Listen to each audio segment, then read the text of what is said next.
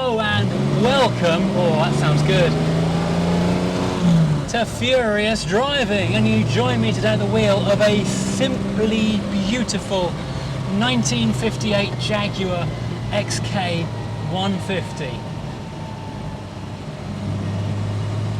And it is absolutely wonderful. Oh, good brakes, really good brakes.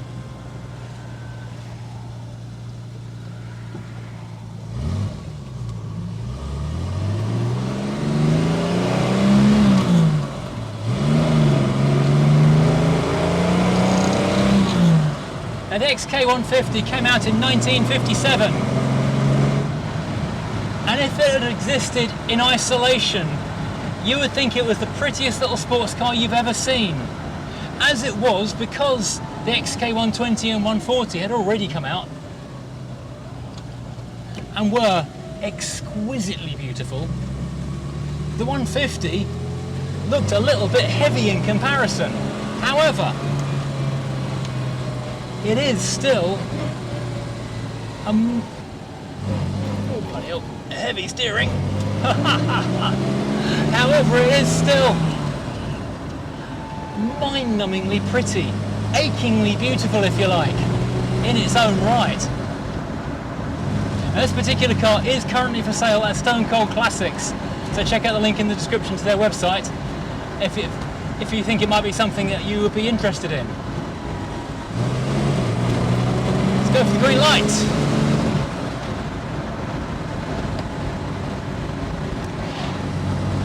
Now, the XK120 came out in the late 40s, 1948, and it was mind-blowing. It was like a UFO had landed, that kind of a deal, with its extreme levels of performance and beauty.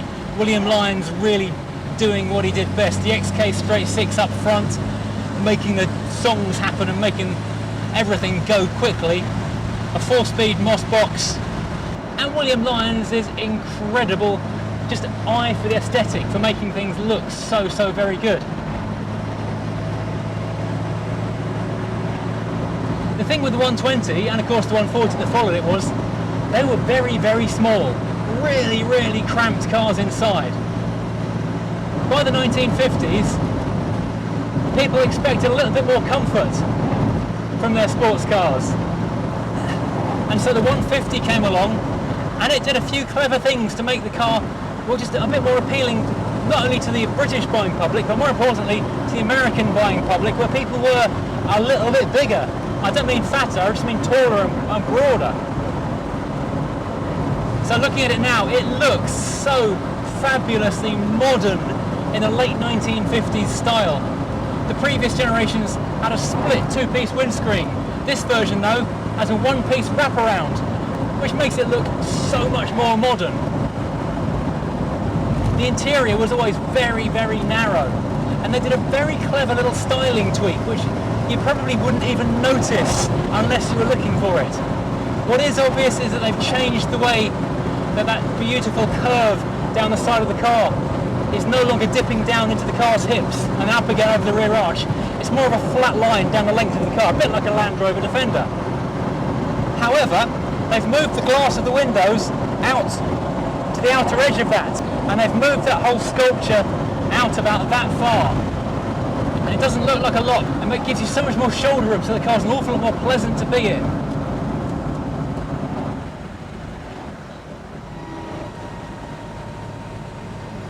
In addition to that, they've done away with the rear seats. Previously you did have a kind of a rear bench, now you've got some little fold over rear things, which aren't even pretending to be more than like 2+2 children's seats.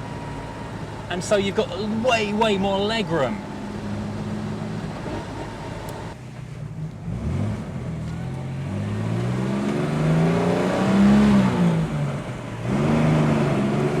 Now technologically, this was quite an upgrade on the previous cars. Initially it came with a 3.4 litre engine, which was then enhanced with a triple carburettor, gaining an extra 30 horsepower. But then, to make things even better, they gave it a 3.8, and then they S'd that one as well. So with the triple carb 3.8, they gave it a total of 265 horsepower. Those upgrades came in 1959, and it wasn't even the decade of the space race yet. And we're talking 265 horsepower, that's just breathtaking. It was also one of the first cars to be offered with disc brakes all round. It was the first Jaguar offered with disc brakes all round, that's for sure. But although they did offer a drum option, pretty much every car shipped as a special equipment car with disc brakes all round. Now we come to this particular car, which has had quite a few upgrades. It started life as a left-hand drive US Export 3.4, but was brought back into Ireland, I think in the 1990s, where it was converted to right-hand drive, given the British Racing Green makeover, given a brake upgrade, so it's got even bigger brakes than it had before, and now instead of having the 4-speed Moss gearbox, which is a bit of an acquired taste, it's now got a 5-speed jet drag in it. So this thing is incredible to drive. You do sit incredibly low down in the car. That's normal for an XK. And there's no power steering, and at low speed it is a hell of a wrench getting it round a tight corner. But at speed it is alive in your hands. It's a 16-inch wood rim motor litre wheel in this particular car.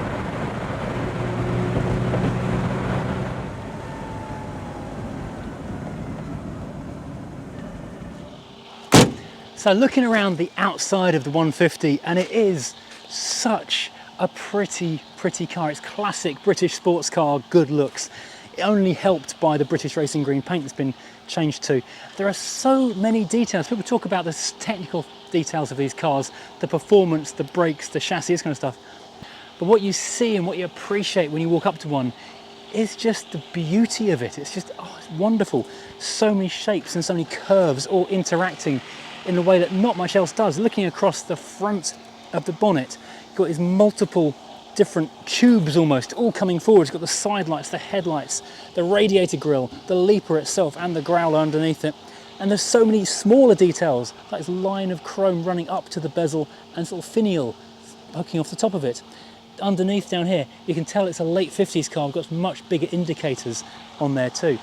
And looking at the front of the car, you can see how the bonnet has been widened. You have this raised strip down the centre of the bonnet with a chrome strip to hide the join, and it now goes out to the full width of the even wider than it was previously windscreen, the one-piece windscreen. So the whole car is now wider and obviously more accommodating for its human passengers. The bonnet and front wings are just so very long. I'm going to pace this out for you. 1, 2, 3, 4, 5. That's 6 of my clod-hopping feet before you even get to the A-post. But then it becomes very almost 40s again, because you open the door and it's that straight cut door hinge as you find on previous cars and pre-war cars, and getting in and out of the car is quite difficult because this aperture here is so truncated between the front of the seat and the back of the wing. There's no cut through like you find in a modern car to step your foot through. It's just very tight indeed. And the wing is also still extremely wide. Now the doors themselves are topped with these rather lovely delicate chrome window frames which have a rubber strip at the back, and that's because the rear window has no forward frame. This keeps it all looking light and airy and again delicate. This will open, but there's no front. It's a lovely clear view looking back over your shoulder. And the cars were offered with a choice of either wire wheels like this, these are actually E-type wheels which are slightly smaller, or disc wheels and spats on the back. Very few people chose the discs and the spats, but to my mind I think those steel wheels are just a little bit better looking, but that's just my opinion. Now this car is rather obviously a fixed head coupe, as in a hardtop. At launch there were 2 choices, the fixed head coupe and the drop head coupe, which means convertible. There was also a later third choice called the Roadster, which had no wet weather gear, which is really aimed at the west coast of America, where they could drive around and never use their windscreen wipers, which actually a thing people do is a windscreen wiper delete because they never need them. Lucky people. It's about to storm here. Looking around the rest of the back of the car, there are again lots more details compared to a modern car, an astonishing amount of extraneous detail. This long blade across the back which goes into the door handle, which goes into this big chrome finisher for the number plate, and the reversing light actually doubles up as the Jaguar logo. So you put the car into reverse, the Jaguar logo lights up. The rear lights are mounted on these big chrome plinths, and we've got this big chrome bumper as well. And I'm not sure if these are US market overriders we have on here, but they are very, very big overriders. But the thing that will grab you when you look at this is this badge on the back. Jaguar Le Mans winner 1951, 1953, 55, 56 and 57. This car is a 1958 car, and I can't remember if they won in 58 or not. I imagine if it was late 58, they'd have stuck it on the badge as well. Well, you can tell this was racing car derived because you've got a leather strap on the bonnet as well as the mechanical, physical detents to keep the bonnet closed. So underneath this long bonnet, which does encompass that wonderful grille as well, that whole waterfall effect at the front, we have this magnificent, this wonderful mechanical work of art, the Jaguar XK Straight 6. Now, originally it was available with a 3.4 litre making 210 horsepower. Then in 1959 two things happened. First of all, the 3.4 was available as an S model with triple carburetors making 250 horsepower. And secondly, the bigger 3.8 version was made available, taken from the Mark 9 saloon car. That in standard form came with 220 horsepower, but that was also offered as an S, triple carburetted up to 265, which in 1959 is a mind-blowing amount of power, especially in a little sports car like this, which weighs nothing. It's barely any bigger than my shoes. And looking around under here right now, it is just such a pretty, pretty engine bay. Those smooth rocker covers, the lovely repeating patterns of all the nuts and bolts holding it together, the SU carburetors back here. Oh, everything is just pretty. It's done as much for art as it is for function. This car is quite heavily modified in terms of usability, so it has got a Kenlo fan in here as well, and a much bigger aluminium radiator, which certainly helps make it an easier car to live with. Opening the boot, you can see why they felt the need to build a handle into this when you push the button and try and lift it, because wow, it weighs more than a Mini Metro. If you've not felt the weight of that boot, you might think, well, that's quite scary, that this strut is overkill. It's not. I'm worrying it's not quite big enough. Curiously, there is an opening with a handle inside there for whatever reason. This area here does lift up so you can access your spare wheel onto the boot floor. It's not a bad size, it's a weird shape, typical Jaguar boot, which carried on right the way up into the XJs in the early noughties. It goes on and on and on, so as long as your luggage is quite slim, you can put a lot of it in there, but it's not very tall, especially not down here at the back. Right, let's take a look around the inside of this beautiful, beautiful Jaguar. So inside, the first thing you notice as you open the door is like on a Saab 900, the sill goes with the door. So that big section of bodywork just there all just swings away, making it very easy to step in. It almost negates the fact you can barely get your foot through there. I mean, that is my foot actually longer than the gap between the chair and the A-post, so you have to wheedle your way in there. Anyway, back to the door itself. You do get a door pocket, which is very forward-thinking in 1959. A little ashtray in the door. You'll notice there's no actual cigarette lighter or cigar lighter, as it would be in a car like this, because the ashtray's over here. A lovely delicate crank for the window winder, and this slider here at the front to open the door itself. You even got a little armrest for your elbow to lean on. A nice bit of chrome detailing in the door at the top, and opening quarter lights, which are a wonderful touch on cars of this era. Now moving inside, like many Jaguars of this era, you'll notice the floor in front of the driver's seat is actually very flat indeed. There's no step down like on a later E-Type, for example. It's just legs straight ahead of you in that classic driving position like on a Le Mans racer of the 40s. The seats are quite flat, so they're not massively supportive.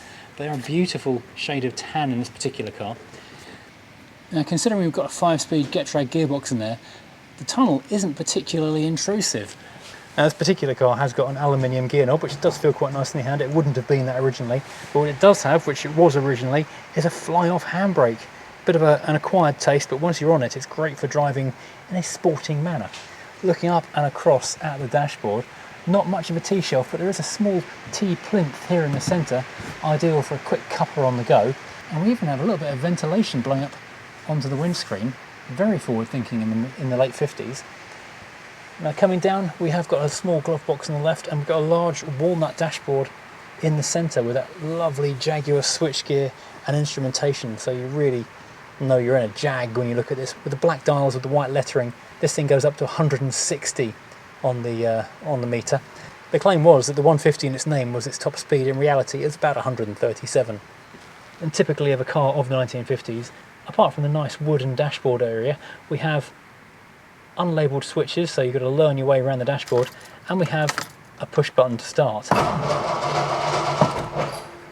This particular car has got the wooden motor-liter steering wheel, which looks absolutely fabulous, and of course we've got indicators on the right hand side and a little cubby hole, quite literally a glove box for the driver. Up above we've got this rather lovely, I think it's Bedford cord headlining, and an interesting take on sun visors that we used to see all the time on these kind of cars, which are the semi-translucent ones, so they shade your eyes, but because it's such a low windscreen and such a low amount of headroom, you can actually look through them, so they just dull the sun like a pair of sunglasses rather than completely blocking it like modern sun visors. Now the seats in the front are not locked at all, so they just flip forward. There is a seat belt I was just wearing, so it's a mess. But at the back, there's no longer any pretense of proper seats. It's just a little kind of cubby luggage area you can put a couple of 4-year-olds if you want to terrify them. And of course we have our courtesy light back there as well. Okay, let's fire up the Jag. Power on, starter button, fly off handbrake, and away we go.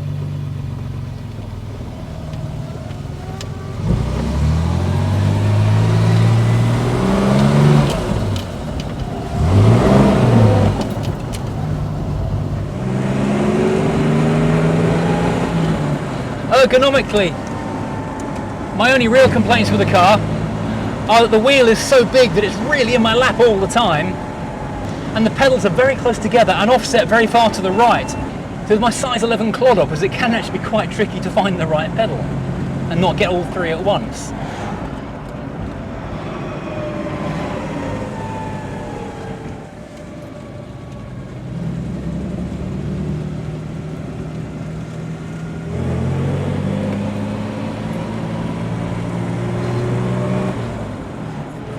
You know, it's a while since I've been in an XK,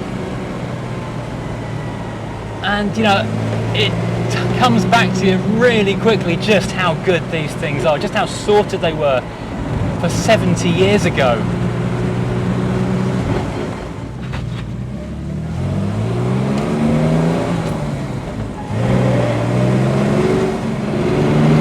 These things really were made for these English lanes, these British back roads. They're the perfect size for them, and they cope so well with the really bad surfaces.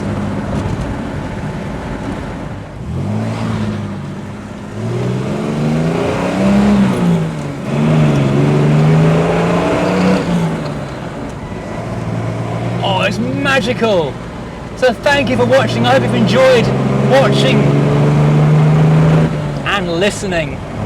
This magnificent Jag. If you have, please, as always, hit like and subscribe, and join us again next time driving something completely different.